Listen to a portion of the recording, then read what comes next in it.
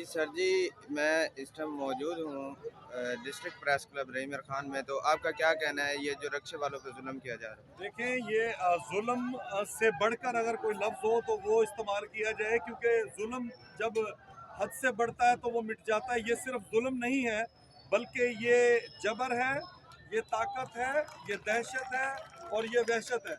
اور یہ جو ظلم کا بازار آپ جس طرح کہہ رہے ہیں کہ لوگوں پر بازار گرم کیا جا رہا ہے، تو آج اس کے رد عمل میں آپ دیکھ سکتے ہیں کہ پورے رحیم یار خان کی تمام جو سڑکیں ہیں وہ اس وقت جام ہیں.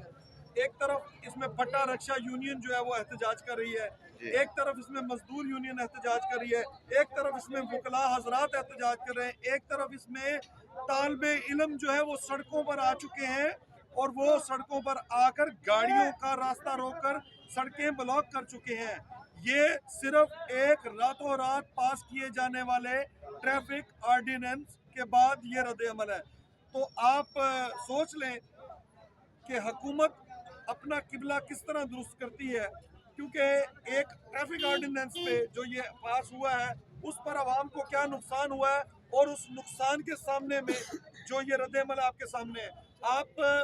میں واضح طور پر اس ویڈیو کی مدد سے نوجوان یہ جو میری ویڈیو بنا رہا ہے اس کی مدد سے اس کا پیغام اس ویڈیو کے ذریعے دینا چاہتا ہوں کہ آپ نے جس طریقے سے غریب عوام کا، یہ مزدور یونین کا یہ جو ان کے منہ سے نوالا کھینچا ہے نا، تو یہ بہت خطرناک بات ہے. وہ اس لیے ہے کیونکہ آپ دیکھیں کہ اسی پٹے رکشے پہ صبح سبزی جاتی ہے، سب سے پہلے اسی پٹے رکشے پہ گھر کا پانی جاتا ہے، اسی پٹے رکشے کے اوپر جو ہے وہ دودھ بیچنے والا دودھ بیچنے جاتا ہے، گوالا اپنے موٹر سائیکل پر یہ دودھ بیچنے کے لیے اسی پہ جاتا ہے. آپ کے بچے اس سارے ناشتے کرنے کے بعد اسی سکول کے اوپر جو ہے پٹے رکشے پہ اسی سکول پہ جاتے ہیں. آپ کو پتا ہے کہ گزشتہ 3 دنوں سے سکول میں بچوں کی تعداد کتنی کم ہوئی ہے؟ میں آپ کو بتا دیتا ہوں، آپ فگر لے لیں، 40% بچے صرف سکولوں میں آئے ہیں پچھلے 3 دنوں میں. اتوار کو چھوڑ دیں، آپ اتوار کو چھوڑ دیں. اب دوسری طرف آ جاتے ہیں.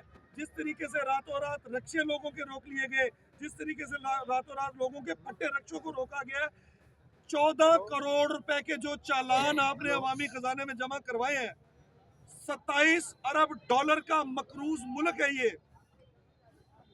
آپ یہ دیکھیں کہ ریاست ماں ہوتی ہے، ریاست ماں کا کردار ادا کرتی ہے. اگر ریاست ایسی ماں ہے تو پھر میں کہتا ہوں کہ آپ غریب اولاد کا دکھ ماں سے زیادہ کون سمجھ سکتا ہے؟ مریم نواز سیم نہیں کہہ سکتے. آپ اس پہ آپ یہ کہہ سکتے ہیں کہ وہ اپنے فیصلوں پر نظر ثانی کریں. ٹھیک ہے، ہمارا ہرگز مقصد کسی کو جو ہے وہ کرٹیسائز کرنا نہیں ہے، پروپیگنڈا کرنا نہیں ہے. تو ہمارا مقصد یہی ہے کہ گورنمنٹ اپنے اس طرح کے فیصلوں پر نظر ثانی کرے. اور یہ جو لوگ آپ کے سامنے کھڑے ہیں، کیا مجھے بتائیں، آپ میرے اس بات کا جواب ضرور دیجئے گا، کیا ملک میں مہنگائی ختم ہو گئی ہے؟ نہیں. کیا ملک میں پیٹرول سستا ہو گیا ہے؟ کیا ہم نے IMF کا قرضہ اتار دیا ہے؟ کیا ہمارے بازار سیدھے ہو گئے ہیں؟ کیا تھڑیاں لینے سے پنجاب نے ترقی کر لی ہے؟ جب یہ سارا کچھ نہیں ہوا تو آپ کس طرح کہہ سکتے ہیں کہ یہ ملک ترقی کر سکتا ہے؟ براہ کرم اس طرح کے فیصلے ترقی یافتہ ممالک میں کیے جاتے ہیں، یا اس ملک کو آپ یورپ، امریکہ اور مڈل ایسٹ جیسا ماڈل بنائیں، یا پھر یہ جو آپ کے جرمانے ہیں یہ امریکہ جیسے نہ کریں، افریقہ جیسے جو آپ نے ہمارا حال کر دیا ہے اس طرح کے جرمانے آپ ہمارے ساتھ کریں. بہت شکریہ. ان فیصلوں پر آپ کو نظر ثانی کرنی ہے.